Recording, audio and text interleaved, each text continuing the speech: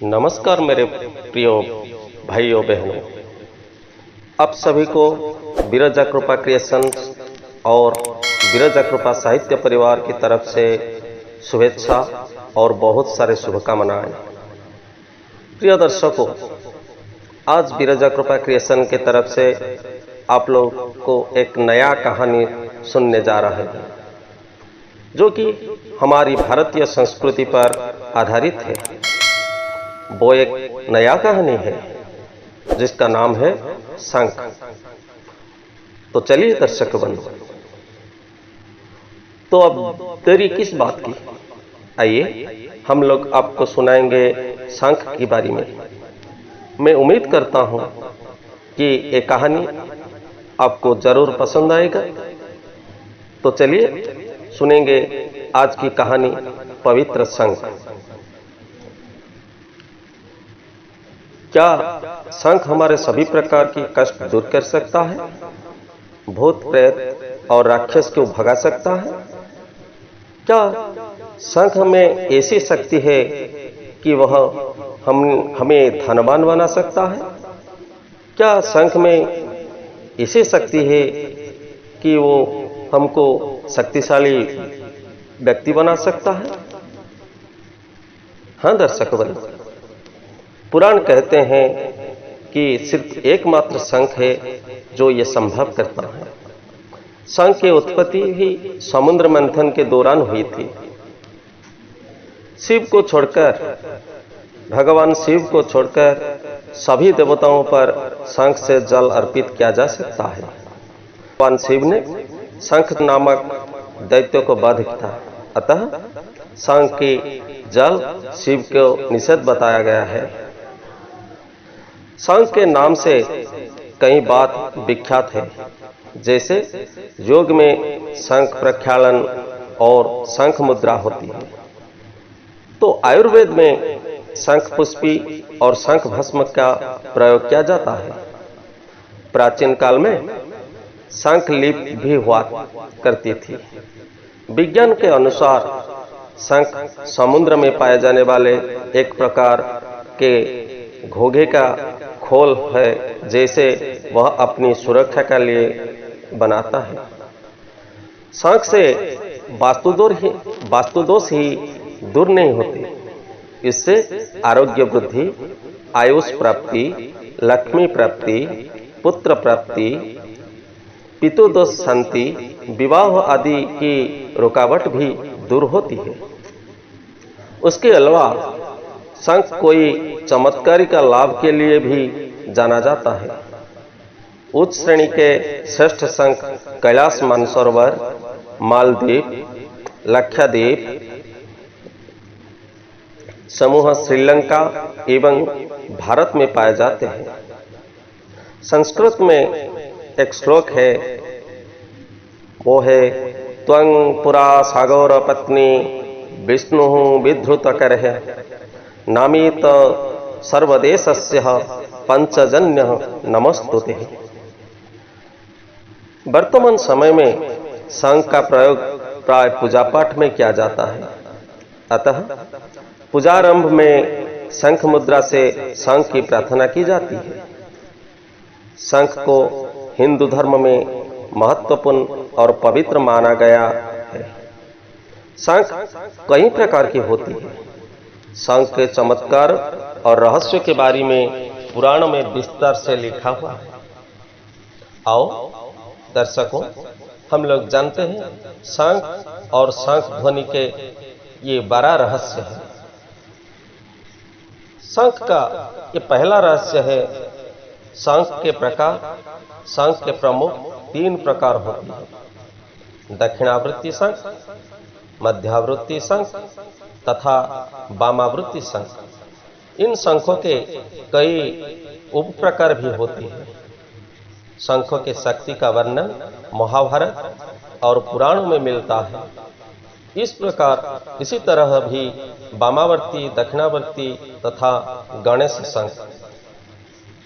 शंख के अन्य प्रकार भी होते हैं: लक्ष्मी शंख, गोमुखी शंख, कामधेनु शंख, विष्णु शंख, देव शंख, चक्र शंख, पौंड्र शंख, सुघोष शंख, गरुड़ शंख, मणिपुष्पक शंख, राक्षस शंख, शनि शंख, राहु शंख, केतु शंख, शेषनाग शंख, कच्छप शंख, गोमुखी शंख, पंचजन्य शंख, अन्नपूर्णा शंख, मोती शंख, हीरा शंख, शैर शंख आदि प्रकार की होती है।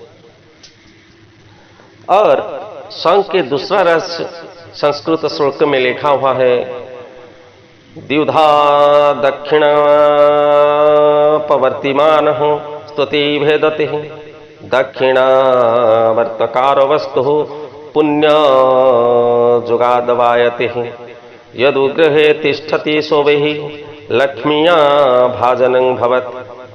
अतः शंख दो प्रकार के होती है, दक्षिणावर्त एवं वामावर्त। लेकिन एक तीसरे प्रकार की शंख भी पाया जाता है, जैसे मध्यावर्त या गणेश शंख कहा गया है। दक्षिणावर्त शंख पुण्य के हो योग से प्राप्त किया जाता है। यह शंख जिस पर घर से रहता है वहां लक्ष्मी का वृद्धि होती है। इसी का प्रयोग अर्घ्य आदि देने के लिए विशेष होता है। वामावर्ती शंख का पेट बाईं और खुला होता है। उसके बजाने के लिए एक छिद्र होता है। उसके ध्वनि से रोगोत्पादक कीटाणु कमजोर पड़ जाते हैं। दक्षिणावर्ती शंख के दो प्रकार के होते हैं, नया और मादा। जिसका परत मोटी है और भारी है वह नर, और जिसका परत पतली है और हल्का है वह मादा शंख होता है। दक्षिणावर्ती शंख पूजा। दक्षिणावर्ती शंख के स्थापना यज्ञोपवीत पर करनी चाहिए। शंख का पूजन केसर युक्त चंदन से करें। प्रतिदिन नित्य क्रिया से निवृत्त होकर शंख की धूप, दीप, नैवेद्य, पुष्प से पूजा करें और तुलसी दल भी चढ़ाएं। प्रथम प्रहर से पूजन करने से मान सम्मान की प्राप्ति होती है। द्वितीय प्रहर में पूजन करने से धन संपत्ति में वृद्धि होती है और तृतीय प्रहर में पूजन करने से ये सब का कीर्ति में वृद्धि होती है और चतुर्थ प्रहर में पूजन करने से संतान प्राप्ति भी होती है। प्रतिदिन पूजन के बाद 108 बार या श्रद्धा के अनुसार मंत्र का जप करना चाहिए। शंख का तृतीय रहस्य यह है, संस्कृत में लिखा है, विविध नाम शंख समुद्र कंबो सुनाद पावन ध्वनि, तथा विविध नाम शंख समुद्रज कंबो सुनाद पावन ध्वनि कंबो कंबोज अब्ज त्रिरेख जलज अन्नभव महानाद मुखार दीर्घनाद बहुनाद हरिप्रिय सुरचर जलद्रोप विष्णुप्रिय धवल श्रीभूषण और पंचजन अनर्भव। ये है शंख का चौरस। यह है महाभारत युद्धों में के पास सभी सैनिकों का पास ये शंख होता है। महाभारत में लगभग सभी योद्धाओं के पास शंख होते थे। उनमें से कुछ योद्धाओं के पास तो चमत्कारी शंख होते हैं। उसे जैसे भगवान कृष्ण के पास पंचजन्य शंख था, जिसके ध्वनि कई किलोमीटर तक पहुंच जाती थी। पंचजन्य हृषिकेश देवदत्त धनंजय पुंड्रो धुध्रो महाशंखो भीमकर्म वृकोदर, ये महाभारत में श्रीमद् भगवत गीता में भी लिखा हुआ है। अर्जुन के पास देवदत्त, युधिष्ठिर के पास अनंत विजय, भीम के पास पोंड्रे और नकुल के पास सुघोष, सहदेव के पास मणिपुष्पक शंख था। सभी को शंख का महत्व और शक्ति अलग अलग भी थी। कहीं देवी देवतागण शंख को अस्त्र रूप में धारण किया हुआ है। महाभारत में युद्ध प्रारंभ की घोषणा और उत्साहवर्धन हेतु शंखनाद किया गया था। अथर्ववेद के अनुसार शंख से राक्षसों का नाश होता है। शंख ने हत्या राक्षस, भगवान पुराण में भी शंख का उल्लेख हुआ है। यजुर्वेद के अनुसार युद्ध में शत्रुओं का हृदय दहलने के लिए शंख फूंकने वाला व्यक्ति उपेक्षित है। अद्भुत शौर्य और शक्ति का संबल शंखनाद में होने के कारण वो योद्धाओं द्वारा इसका प्रयोग किया जाता था। श्री कृष्ण का पंचजन्य नामक शंख तो अद्भुत और अनूठा था, जो महाभारत में विजय का प्रतीक बना। शंख का पंचवां रहस्य यही है, नाद ब्रह्मा। शंख को नाद ब्रह्म और दिव्य मंत्र की सज्जा दी गई है शास्त्र में। शंख के ध्वनि की ओम की ध्वनि की समकक्ष माना गया है। शंखनाद से आपकी आसपास की नकारात्मक ऊर्जा का नाश तथा सकारात्मक ऊर्जा का संचार करता होता है। शंख से निकलने वाले ध्वनि जहां तक जाती है वहां तक बीमारियों के कीटाणुओं को नाश होता है। शंख का छोटा रहस्य यह है, धन प्रति में सहायक शंख। शंख समुद्र मंथन के समय प्राप्त 14 अनमोल रत्नों में एक है। लक्ष्मी के साथ उत्पन्न होने के कारण इसे लक्ष्मी भाता भी कहा जाता है। वही कारण से कि जिस घर में शंख होता वहां लक्ष्मी मां की वास होती है।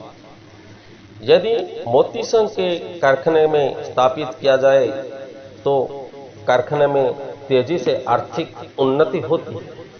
यदि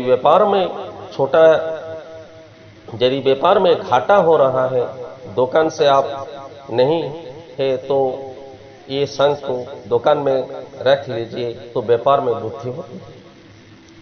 यदि मोती शंख के मित्र सिद्ध व प्राण प्रतिष्ठा पूजा करके स्थापित किया जाए तो उसमें जल भरकर लक्ष्मी के चित्र के साथ रखा जाए तो लक्ष्मी प्रसन्न होते हैं और आर्थिक उन्नति भी होती है। मोती शंख को घर में स्थापित कर रोज जो ओम श्री महालक्ष्मी ही नमः 11 बार बोलकर एक एक चावल का दाना शंख में भरते रहें। इसी प्रकार 11 दिन तक प्रयोग करें तो यह प्रयोग करने से आर्थिक तंगी समाप्त हो जाती है। इसी तरह प्रत्येक शंख से अलग अलग लाभ प्राप्त किया जा सकता है। प्रिय दर्शकों, यही थे शंख का 6ठा गुण है और 6ठा गुण हमारा अगला कड़ी में हम सुनेंगे। मेरे उम्मीद है करता हूं कि आपके ये कहानी जरूर पसंद हुआ। ये यदि कहानी के कोई भूल चूक हुई तो आपकी सच्ची दिल से मुझे क्षमा कर देना, और कोई कमेंट्स देना है तो हमारी कमेंट बॉक्स में जरूर आप लिखना, और हमारी चैनल को सब्सक्राइब, लाइक और शेयर करना न भूलिए। आज की कहानी यहीं से समाप्त करके आपसे इजाजत लेता हूं। आपका वैद्यनाथ पंडा। नमस्ते। जय जगन्नाथ, जय मां विरजा, वंदे उत्कल जननी।